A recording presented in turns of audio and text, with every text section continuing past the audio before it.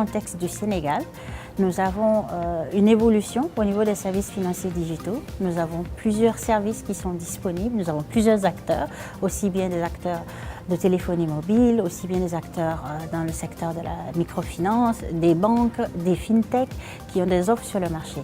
Malheureusement, l'adoption et l'utilisation active de ces services peinent à démarrer. Et donc, il est normal de se poser la question de dire, est-ce que les clients finaux sont au courant?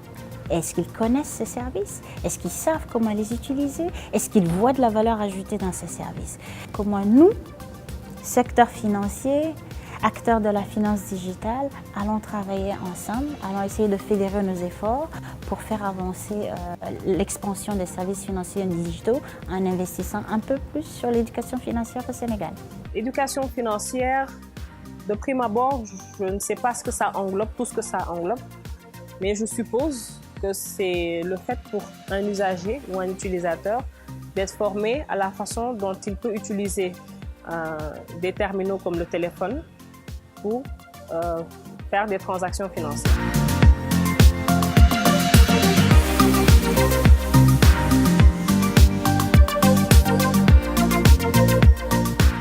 Orange Money dinaa ci fay comme Woyofal dinaa ci fay comme facture Orange S2 Senelec wala ma jënd ci Orange Money wala ma jënd ci Woyofal. Le téléphone, je l'utilise naturellement pour l'émission et la réception d'appels en premier usage. Bon, l'autre peut-être c'est pour la connexion via les réseaux sociaux. Peut-être j'ai une fois fait pour envoyer de l'argent, voilà, mais par contre pour payer des factures ou recevoir de l'argent, c'est pas encore effectif chez moi.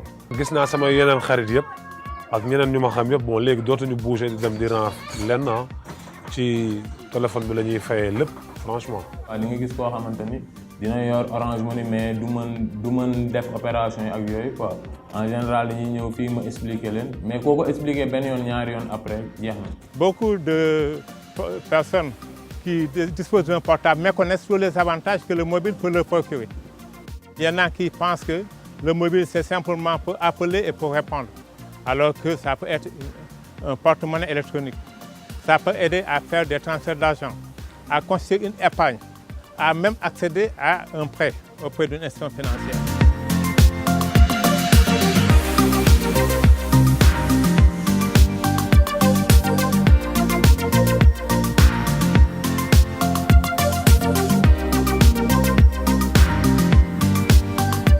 Dans la stratégie nationale d'inclusion financière que le gouvernement du Sénégal est en train de mettre en place en collaboration avec le ministère de l'économie, des finances et du plan, la Banque centrale, il y a plusieurs aspects qui sont déjà en l'étude et l'éducation financière en fait partie.